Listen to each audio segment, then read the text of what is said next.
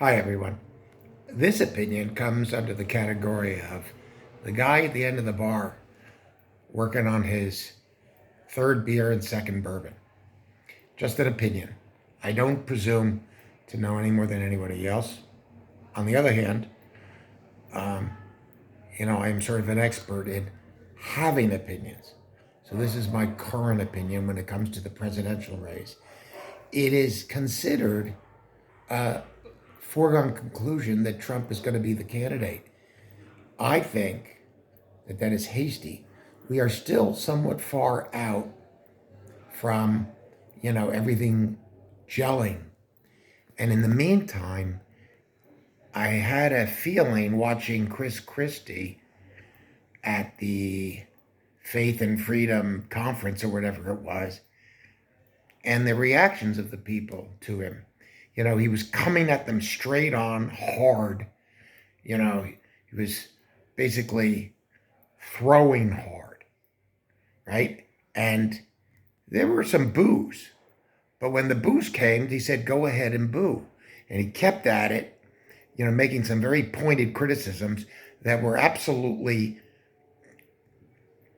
harder than the Democrats make out, right? Being very, very direct in basically a dismantling of his honesty, his success rate, his worthiness, his fitness, and his moral stature, or the lack of it. After the boos and after his remarks, there was a more than small scattering of applause, which suggested that he had cracked open a fissure in the crowd.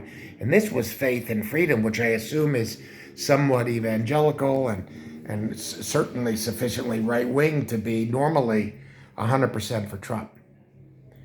That, coupled with these Jack Smith indictment, which, of course, a year ago would have been better, but we now know from the Washington Post that Eric Garland slow-walked this because he's a timid Casper Milquetoast and yet another in a long line of mediocre attorney generals. When we needed a Bobby Kennedy, we didn't get one. Nevertheless, when you add together the E. Jean Carroll hauling his ass back to court for bad mouthing her again. Once again, he's being slapped hard. Then there are charges in Manhattan, which Bragg is going to shelve or put on ice to cede the time and availability to Smith. Smith isn't done with indictments. He's going to come down with more indictments. In the meantime, now you have Chris Christie attacking him. And when that happens, Chris Christie is going to start to flake off some support, which means that he doesn't necessarily have to collapse. But if he loses 8 points, that means he's a sure loser in the election.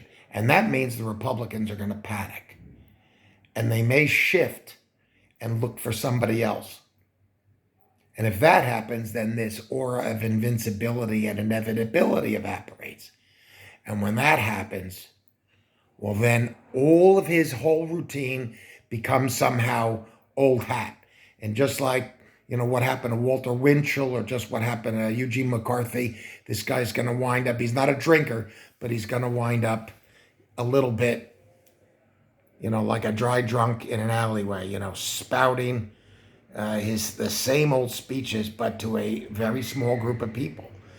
We should not assume he's going to be the candidate. And this is what worries me about Biden's candidacy. All Biden needs is a stroke and the Republicans to come up with a, seemingly solid guy like Romney. Not Romney, it's not going to be Romney, but it's going to be somebody like that. A solid, upstanding, much more of a Rockefeller Republican. If they can manage something like that, and Biden has a stroke, then the country once again is in very serious danger. That's why I'm against the Biden candidacy. To say nothing of the fact that Biden gave us Thomas, he gave us Merrick Garland, and he's now given us some major pipelines.